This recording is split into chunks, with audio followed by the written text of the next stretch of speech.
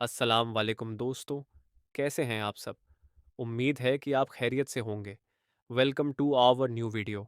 आज की कहानी जो एक भाई ने हमें भेजी है, वाकई कसम से आपकी रूह को भी हिलाकर रख देगी। लेकिन अफसोस, इन भाई ने अपना नाम मेंशन नहीं किया है। असल में यह कहानी उनके मामू की है। खैर, कहानी शुरू करने से पहले आप सभी से गुजारिश है कि आयतुल कुर्सी पढ़ लें ताकि आप भी अल्लाह की हिफाजत में रहें। तो चलिए शुरू करते हैं आज की कहानी। यह वाकया मेरे मामू के साथ 2019 में पेश आया, जिसे याद कर आज भी रूह कांप उठती है। मामू एम्बुलेंस ड्राइवर की नौकरी करते थे। उस वक्त उनकी शादी नहीं हुई थी और वह मुल्तान में अकेले रहते थे। एक दिन उन्हें लाहौर से एक डेड बॉडी लेकर आना था। इस काम के लिए उन्हें अच्छा खासा बोनस मिलने वाला था। मामू ने यह काम बिना किसी झिझक के स्वीकार कर लिया। लाहौर पहुंचने के बाद मामू ने रिश्तेदारों के घर कुछ देर आराम किया और फिर शाम करीब 7 बजे अस्पताल जाकर डेड बॉडी को एम्बुलेंस में रखवाया। सब कुछ सामान्य लग रहा था, लेकिन शायद उन्हें पता नहीं था कि सफर में उनकी जिंदगी का सबसे खौफनाक मंजर उनका इंतजार कर रहा था। रात करीब 10 बजे मामू को वॉशरूम जाने की जरूरत महसूस हुई। उन्होंने एम्बुलेंस को एक सुनसान और वीरान जगह पर रोका। वह जगह इतनी डरावनी थी कि मामू का दिल एक पल के लिए कांप गया। वहां चारों तरफ सन्नाटा था। एक पुराना और सूखा हुआ पेड़ जैसे किसी साए का रूप ले रहा हो, और कचरे का ढेर से जैसे कोई बदबूदार साया बाहर आने को बेताब हो। मामू ने जल्दी से वॉशरूम किया, और जैसे ही एम्बुलेंस के दरवाजे के पास लौटे, उन्हें ऐसा महसूस हुआ जैसे कोई उन्हें पीछे से घूर रहा हो। उन्होंने तुरंत पलट कर देखा, लेकिन वहां कुछ नहीं था।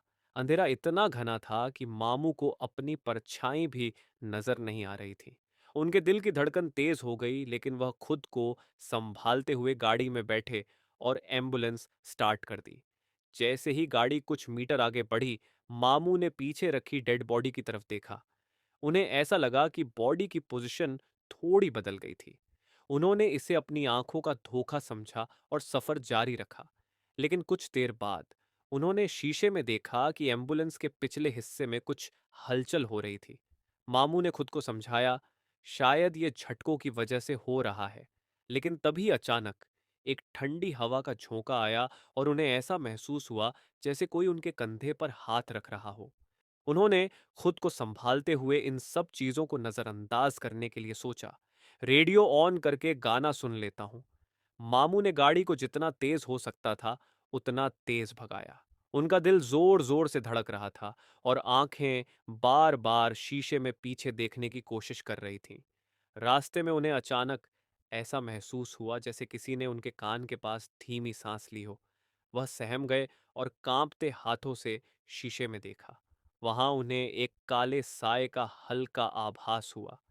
मामू ने घबराकर आयतुल कुर्सी पढ़ने की कोशिश की, लेकिन उनकी जुबान जैसे साथ देने से इनकार कर रही थी। शब्द लड़खड़ा रहे थे और आवाज जैसे उनके गले में ही फंस गई हो। रात के करीब 1 बजे एम्बुलेंस अचानक झटके से रुक गई। गाड़ी का इंजन बंद हो गया और चारों तरफ गहरी खामोशी छा गई। मामू ने हिम्मत जुटाकर गाड़ी चेक करने के लिए नीचे उतरे। उन्होंने चारों तरफ देखा, लेकिन गाड़ी में कोई तकनीकी खराबी नजर नहीं आई। वह खुद से बड़बड़ाने लगे, ये सब मेरे साथ ही क्यों हो रहा है? जैसे ही वह गाड़ी के पास लौटे, उन्होंने देखा कि एम्बुलेंस का पिछला दरवाजा खुला हुआ था। उनकी सांसें रुक गईं। उन्होंने डरते डरते अंदर झांका, और जो देखा उससे उनकी रूह कांप उठी। डेड बॉडी की आंखें अब पूरी तरह खुली हुई थीं, और वह सीधे मामू को घूर रही थी। उसकी पत्थराई हुई नजरें जैसे मामू के दिल में उतर रही थीं। डर के मारे मामू पीछे हटने लगे, लेकिन तभी एक भयानक और गूंजती हुई हंसी उनके कानों में पड़ी। यह हंसी इंसानी नहीं थी। वह इतनी गूंजदार और खौफनाक थी कि ऐसा लगा जैसे पूरी एम्बुलेंस उसके साथ थरथर आ रही हो। मामू ने पीछे पलटकर देखा, लेकिन वहां कोई नहीं था। वह डर से कांपते हुए एम्बुलेंस से दूर हटने लगे। तभी उन्हें महसूस हुआ कि कोई उनके पीछे खड़ा है। उन्होंने धीरे धीरे पलटकर देखा, और वहां एक लंबा काला साया खड़ा था। उसकी जलती हुई लाल आंखें और चेहरे पर डरावनी मुस्कान जैसे उनकी रूह को चीरने के लिए तैयार थी। साया धीरे धीरे उनकी तरफ बढ़ने लगा। मामू ने चिल्लाकर अल्लाह बचाओ कहा और जोर से भागने लगे। लेकिन वह आवाज और वह साया उनके दिल और दिमाग पर हावी होता जा रहा था। मामू ने गाड़ी छोड़कर अपनी जान बचाने के लिए दौड़ लगा दी। अंधेरी रात और घने जंगल का रास्ता, हर तरफ सिर्फ खौफ और सन्नाटा। उनकी सांसें तेज हो रही थीं और पसीना जैसे ठंडी हवा के झोंकों के साथ उनके चेहरे पर जम सा गया था। भागते भागते वह जंगल के अंदर जा पहुंचे। जंगल में घुसते ही उन्हें अजीब अजीब आवाजें सुनाई देने लगीं। कभी किसी बच्चे की खौफनाक हंसी गूंजती, तो कभी किसी औरत के रोने की दर्द भरी चीखें। वह आवाजें जैसे उनके दिमाग को चीर रही थीं। वह घबराकर इधर उधर देखने लगे कि यह सब क्या हो रहा है। तभी उनकी नजर पेड़ों के बीच दौड़ते एक काले साए पर पड़ी। वह साया इतना डरावना था कि मामू के पैरों से जैसे जमीन खिसक गई। उसके लंबे हाथ जमीन तक लटक रहे थे और उसकी आंखों से लाल खून बह रहा था। ऐसा लग रहा था जैसे वह साया उन्हें देख रहा हो और धीरे धीरे उनके करीब आ रहा हो। मामू की हिम्मत टूटने लगी। वह डर से कांपते हुए जंगल से बाहर निकलने का रास्ता ढूंढने लगे। हर कदम पर ऐसा लग रहा था जैसे कोई उनके पीछे चल रहा हो। तभी उन्होंने कुछ लोगों को देखा। मामू को उम्मीद की एक किरण नजर आई। उन्होंने उन लोगों की तरफ मदद के लिए पुकारा, अल्लाह के लिए मदद करो, मैं यहां फंस गया हूं। लेकिन जब वे लोग उनकी ओर मुड़े तो मामू का खून जैसे जम गया। उनके चेहरे इंसानों जैसे नहीं, बल्कि सड़े गले शवों जैसे थे। उनकी आंखें गड्ढों से बाहर निकली हुई थीं और उनके मुंह से कीड़े गिर रहे थे। उनकी चाल इतनी अजीब थी जैसे उनके शरीर किसी अदृश्य ताकत के इशारों पर हिल रहे हों। मामू ने पीछे हटने की कोशिश की, लेकिन उनके पैरों ने जैसे उनका साथ छोड़ दिया।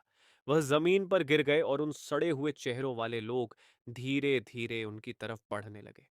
उनकी आंखों से एक खौफनाक चमक निकल रही थी और हर कदम के साथ उनके मुंह से ऐसी आवाजें आ रही थीं जैसे कोई टूटे हुए वाद्य यंत्र बजा रहा हो। तभी मामू ने देखा कि काला साया भी अब उनके पीछे आ चुका था। मामू दौड़ते दौड़ते लड़खड़ाकर वहीं जमीन पर गिर गए। चारों तरफ से घिर चुके मामू ने अपनी आंखें बंद कर लीं और जोर जोर से आयतुल कुर्सी पढ़ने लगे। लेकिन वह आवाजें और वह साए जैसे उनकी रूह को चीरने के लिए तैयार थे। मामू पढ़ते पढ़ते कब बेहोश हो गए, उन्हें पता ही नहीं चला।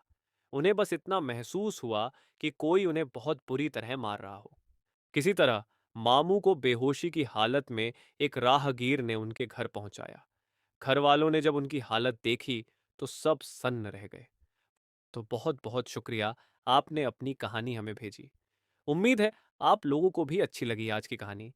आप लोग भी अगर अपनी कहानी भेजना चाहते हैं तो डिस्क्रिप्शन में दिए गए मेल आईडी या व्हाट्स एएपी के जरिए हमें भेज सकते हैं। आज के लिए इतना ही। अल्लाह हाफिज।